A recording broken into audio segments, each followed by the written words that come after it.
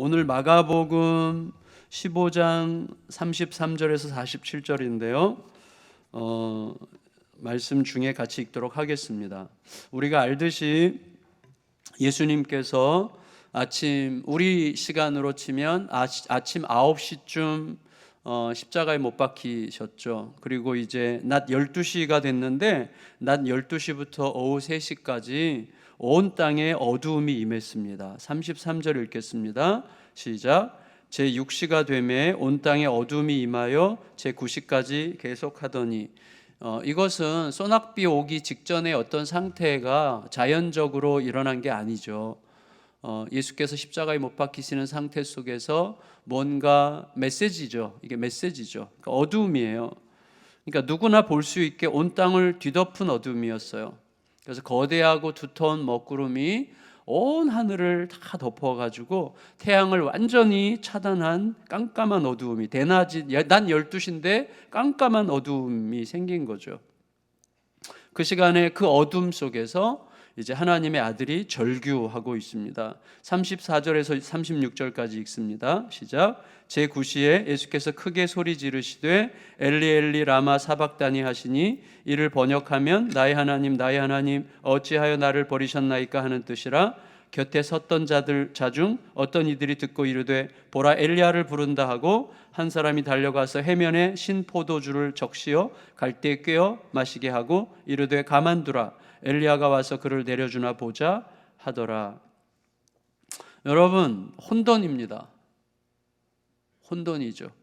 세계 창조의 근원이시고 세계 존재의 기반이신 영원토록 하나이신 아버지와 아들이 분리되는, 이건 이해할 수 없는 대혼돈의 절규였어요. 예수님의 그 부르짖음은 그 대혼돈의 절규죠. 생명의 창조자가 생명을 잃고 죽음에 삼켜지는 혼돈의 절규였습니다. 예수님께 신포도주를 먹이려는 자가 있었고 예수님을 주변에서 관찰하고 구경하는 구경꾼들이 있었고 조롱하는 자들이 있었지만 그 누구도 예수 그리스도의 이 부르짖음의 의미를 제대로 파악할 수 없는, 말할 수 없는 대혼돈의 절규가 예수님의 입에서 나오고 있었습니다. 동시에 예수님은 자기 자신을 길이요 진리요 생명이라고 말하셨었습니다. 길이다 진리다 생명이다. 그런데 자신을 길이라고 말씀하셨던 예수님께서 이제 죽음의 막다른 길에 가두어졌습니다. 자신을 진리라고 말하셨던 그분이 진리가 아닌 거짓말한 자로 드러났습니다. 자신이 생명이라고 말씀하신 그분이 생명은커녕 죽음 앞에 무기력하게 쓰러져 가고 있습니다. 그야말로 그의 모든 말이 허무한 공허에 던져지는 그런 시간이었습니다. 37절 시작. 예수께서 큰 소리를 지르시고 숨지시니라. 제가 의도적으로 세 가지를 말씀드렸습니다. 어둠과 혼돈과 공허입니다. 다시 말하면 세상은 또다시 창조 이전의 상태, 영적인 흑암과 혼돈과 공허의 시간으로 돌아갔습니다. 우리들의 삶에도 계속해서 그런 시간들이 찾아옵니다. 암흑의 시간이, 혼돈의 시간이, 어떻게 해야 될지 모르겠는, 그리고 공허의 시간, 도대체 이게 사는 건가? 이렇게 사는 게 사는 건가? 이런 공허함이 찾아오죠. 수시로 찾아오죠. 그래서 여러분, 그런데 이 혼돈은 노골적으로건 은밀하게건 하나님과 친한 척하면서 사실은 내 욕망과 친한, 혹은 노골적으로 하나님을 대적하건 은밀하게 하나님을 대적하건 아주 교묘하고 집요하게 하나님을 이용하는 인간들이 자기중심적인 죄 본능으로 만든 것들이에요. 어둠과 혼돈과 공허죠. 창조 이전에 하나님의 질서의 손길이 들어오기 이전 상태를 가장 잘 표현하는 것입니다. 여러분, 태초에 흑암과 혼돈과 공허가 있었어요. 그런데 태초에 흑암과 혼돈과 공허를 뚫고 하나님께서 빛이 있으라는 선언이 있었고 그 선언과 함께 세상의 질서가 잡히기 시작했죠. 마찬가지로 예수님께서 숨을 거두시기 직전, 또 숨을 거두시는 순간 흑암과 어둠과 혼돈과 공허가 가득했지만 바로 그 순간에 창조주의 소멸, 구원자의 죽음이라고 하는 이 어둠과 혼돈과 공허의 그 시간을 뚫고 하나님의 손길이 임합니다. 38절 읽겠습니다. 시작. 이에 성소 휘장이 위로부터 아래까지 찢어져 둘이 되니라. 여러분, 여전히 혼돈과 공허와 어둠으로 가득한 인간이 스스로를 다스리려고 하는 세상에 대해서 차단됐던, 인간이 그 죄된 본능을 가지고 절대로 접근할 수 없도록 차단되었던 장벽을 하나님께서 무너뜨리셨어요. 어둠에 빛이 들어오고 혼돈의 질서가 부여되고 공허의 진정한 화해의 의미가 담기는 그런 시간입니다. 여러분, 위에서부터 아래로 찢어졌어요. 다시 말하면 땅의 사람이 찢은 게 아니라 하늘의 하나님이 찢으신 것이죠. 위에서 아래로 찢어졌습니다. 그래서 여러분, 하나님이 찢으셨어요. 죄인이 하나님의 거룩하심 안으로 들어갈 수 있는 길을 내셨어요.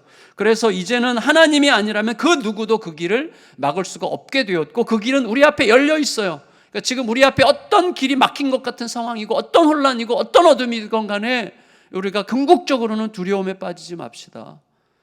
하나님이 길을 내셨고 하나님이 질서를 불어넣으실 거고 하나님이 공허함을 진정한 의미로 채우실 것입니다.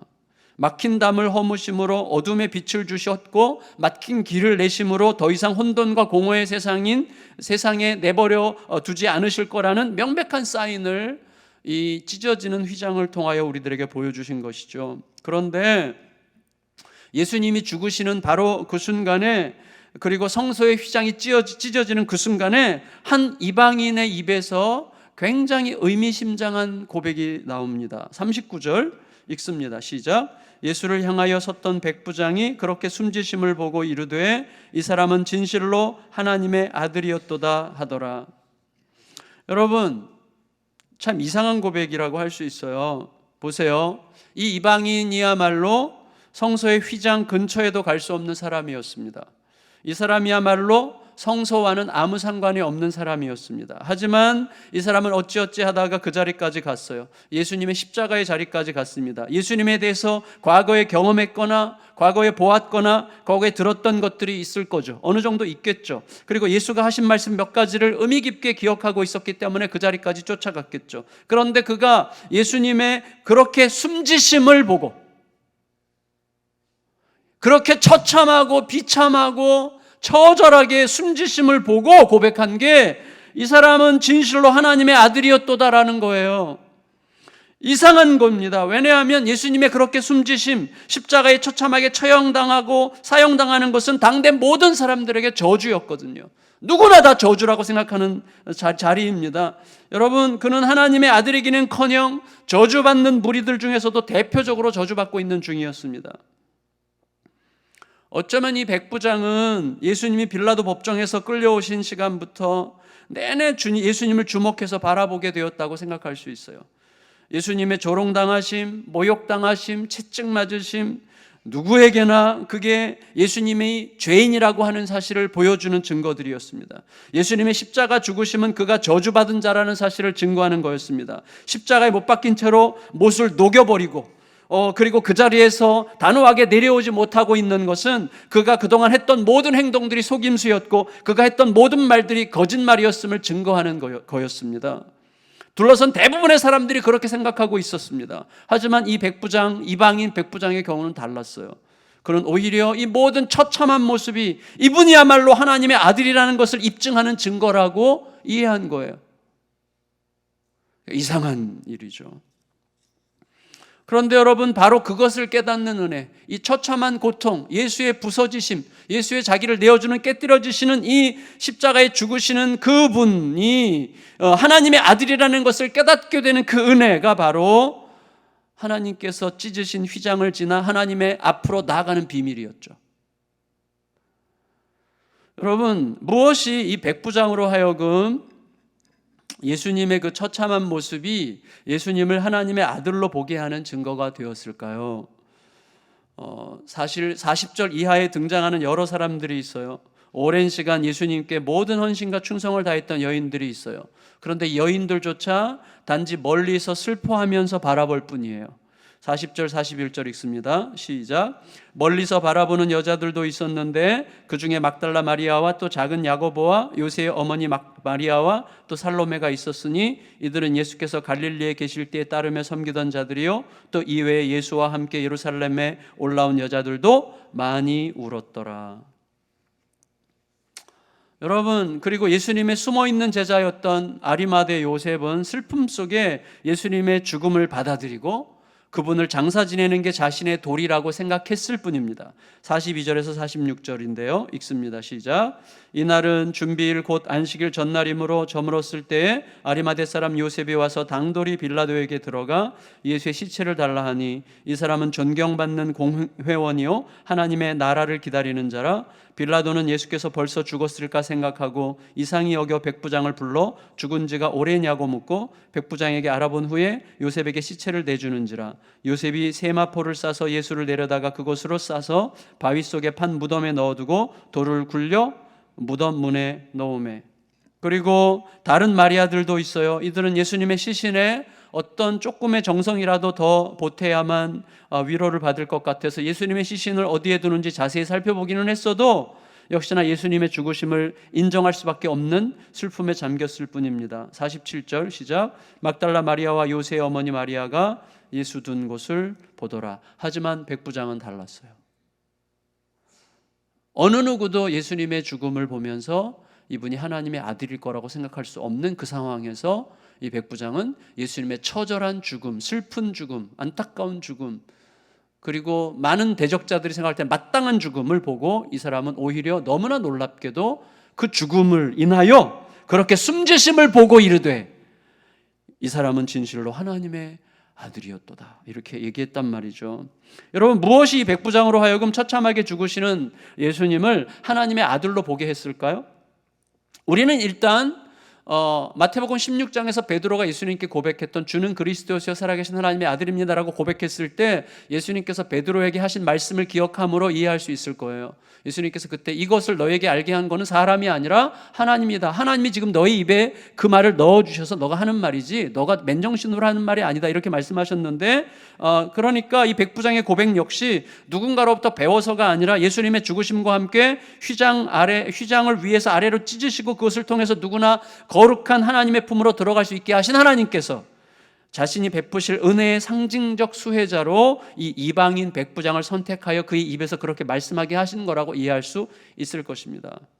하지만 어떻게 하필이면 그 백부장이 그런 고백을 했다는 말인가 라고 하는 사실이 지금 사실을 성경이 강조하고 있다고 할 때 이것을 생각하면 좀 속 시원한 대답은 아닐 수 있어요. 어떻게 그렇게 문제가 잘 해결됐어요? 제가 열심히 했거든요. 이런 대답이랑 좀 비슷하죠. 그래서 약간 속이 좀 답답한 대답인데, 그래서 좀 생각을 해볼 필요가 있어요. 여러분, 일단 이렇게 생각해야 돼요. 자, 이 백부장이 와, 이분은 진실로 하나님의 아들이었구나. 자, 진실로 하나님의 아들이었구나 라는 고백을 묵상해 보세요. 그러면 거기서 뭐가 나옵니까? 이 사람이 평소에 예수님에 대해서 이분은 이 땅의 사람이 아닐 거야, 이분은 하나님으로부터 오신 분일 가능성이 있어, 이분은 어쩌면 하나님이실지도 몰라 라고 생각해 왔다는 사실이 전제될 때 이 말이 이해가 되는 거예요. 생각했기 때문에 와, 이분이 진짜 진실로 하나님의 아들이로구나, 이 말을 그때 하는 거죠. 그 전에 생각했기 때문인 거죠. 그때 갑자기 로버트처럼 주셔가지고 하나님의 아들이었다 이렇게 말하는 게 아니란 말이죠. 그동안에 예수님에 대해서 고민을 많이 한 거죠. 예수님이 이 땅의 사람이 아닐 거라고 생각해왔던 고민의 결과 예수님의 죽으심을 봤는데 이 사람은 하나님의 아들이었구나 진실로 라고 하는 것을 지금 감탄하고 확인하는 시간이라고 할 수가 있는 것이죠. 그에 따라서 예수님의 죽으심을 보는 순간 그렇구나, 이분은 진실로 하나님의 아들이 맞았던 거로구나, 이렇게 고백한 거죠. 그렇다면 우리가 함부로 추측할 수는 없어요. 함부로 추측할 수는 없지만 복음서에 백부장이 두 명이 나와요. 한 명은 예수님 사역 초기에 가버나움 백부장, 한 사람은 이 사람인데 이 백부장과 이 백부장이, 두 백부장이 같은 백부장이기를 전 바라지만 아닐 가능성도 있어요. 그렇지만 둘은 알았겠죠. 로마의 백부장으로서 팔레스타인에 파견 나온 백부장들끼리 친했겠죠. 그러니까 그 백부장이든지 그 백부장으로부터 들은 백부장이든지. 근데 그 백부장, 가버나움의 백부장은 어떤 사람입니까? 자기 하인이 병들었어요. 하인이 병들었으면 버리든지 바꾸든지 해요, 보통 백부장들이, 로마의 백부장들. 그런데 이 사람은 자기 하인을 위해서 예수님을 찾아가요. 이 사람의 마음이 완전히 다른 백부장들과 다른 백부장이에요. 예수님을 찾아가서 자기 하인을 고쳐달라고 부탁하죠. 그때 예수님께서 그러자, 그리고 가려고 그러는데 예수님, 저는 비천한 사람입니다. 저는 예수님이 우리 집에 오시는 것을 감당할 수가 없습니다. 저는 예수님은, 제가 아는 예수님은 말씀만 하셔도 우리 하인을 낫게 하실 수 있는 분이라고 저는 믿고 있습니다. 그래서 예수님께서 내가 원한다 그래서 그 시간에 하인이 낫어요. 그래서 이 사람은 확인한 거죠. 나는 이 사람은 이미 예수님에 대해서 나는 예수님이 말씀만 하셔도 낫게 하실 분인 줄 어떻게 알고 있었어요. 그런데 그게 확인된 걸 봤어요. 그러니까 이걸 두고 김홍전 박사님이라는 분은 이것은 백부장이 예수님을 하나님으로 인식하기 시작했다는 뜻이다, 이렇게 이해했는데 저는 전적으로 동의합니다. 이 땅의 사람이 아니라고 이해했던 거예요. 그래서 이 백부장이 그 백부장이라면, 혹은 이 백부장이 그 백부장으로부터 그 이야기를 들은 사람이라면 어느 정도 대답이 될 수 있는 것이죠. 어느 정도. 그렇지만 충분한 대답은 아직 아니죠. 왜냐하면 하나님의 아들이었다라고 이해할 수 있는 것은 이해할 수 있겠는데, 예수님의 숨지심을 보고 예수님의 숨지심이 곧 그가 하나님의 아들이심이었다라고 생각하게 하는 것까지는 아니잖아요. 어떻게 예수님의 처참한 죽음이 예수님을 하나님의 아들로 보게 만들었을까요? 우리는 일단 이 백부장이 가버나움의 그 백부장이건 그 백부장을 통해서 예수님에 대해서 자세히 들은 사람이건 간에 그 정도의 비상한 경험을 한 사람이라면, 더구나 예수님에 대해서 그렇게 진지하게 고백할 수 있는 사람이었다면 그동안 예수님에 대해서, 예수님께서 하셨던 말씀에 대해서 상당히 깊이 파고들지 않았겠어요? 여러분, 그 가버나움의 백부장이 경험한 걸 생각해 보세요. 말씀만 하셔도 나을 거라고 저는 생각합니다. 그런데 진짜 나았어요. 창조주를 만난 거예요. 구원자를 만난 거고 하나님을 만난 거니 그분이 하는 말씀을 얼마나 귀담아 들었을 것이며 그분이 행하는 행적과 그분이 하시는 말씀을, 적어도 이 사람이 하나님을 경외하는 유대교로 개종한 이방인이었다면 그랬을 가능성은 99%인데, 그렇다면 성경을 가지고 있고 성경을 열심히 배웠겠죠. 성경을 읽었겠죠. 그러면서 이 사람이 무언가를 생각했을 거예요. 그동안 예수님에 대해서, 예수님께서 하신 말씀에 대해서 상당히 깊이 파고들었을 가능성이 있다고 생각할 수 있습니다. 그에 따라서 예수님이 자신에 대하여 하시는 말씀과 구약의 예언 사이의 상관관계를 자세히 들여다보면서 결국 예수님께서 드문드문 그런 얘기를 하셨죠. 결국 그 안에서 고난받는 하나님의 종에 대한 개념이 어느 정도 들어왔을 거라고 생각할 수 있습니다. 고난받는 하나님. 그렇게 생각하지 않았고서는요, 예수님이 빌라도 법정에서 골고다 언덕에서 당하신 그 수모와 모욕과 처참한 몰골과 비극적인 죽음을 보면서 이분이 진실로 하나님의 아들이었다라고 고백할 수 있지 않습니다. 그건 불가능하죠. 어쨌거나 여러분, 성경이 이 대목을 여기에 의미 깊게 기록해서 우리들의 주목을 끌고 있어요. 이게 굉장히 의미로워요. 이유는 결국 예수님이 자신이 죽으시는 모습 안에서 세상으로 하여금 하나님의 아들을 보게 하시는 분으로 오셨다는 사실을, 자신의 죽음, 자신의 고난, 자신의 고통의 이 모습을 통해서 세상으로 하여금 그분이 하나님의 아들이었다라고 보게 하시는 분으로 오셨다는 사실을 백부장의 입술을 통해서 말해주기 위해서 성경이 여기에 우리의 주목을 요청하고 있다고 생각합니다. 따라서 역시 우리들 역시요, 이 말씀의 뜻에 따라서 이 백부장과 더불어 예수님의 죽으심 안에서 하나님의 아들을 보는 자가 됐잖아요. 여러분, 우리가 아까 찬송한 게 뭐예요? 노래한 게 십자가예요. 예수님의 죽으심이에요. 죽으심을 노래했어요. 왜요? 예수님의 죽으심이 그의 하나님의 아들이심을 우리에게 선명하게 드러내는 사건이었기 때문이죠. 여러분, 예수님의 죽으심 안에서 하나님의 아들을 보는 자들이 됐어요, 우리들은. 그리고 결국에는 우리의 죽음으로, 나의 죽음으로 하나님의 아들을 나타내는 자가 되도록 부름받은 거죠. 그래서 아까 이 찬양에 뭐라고 되어 있어요? 그 길이 뭐예요?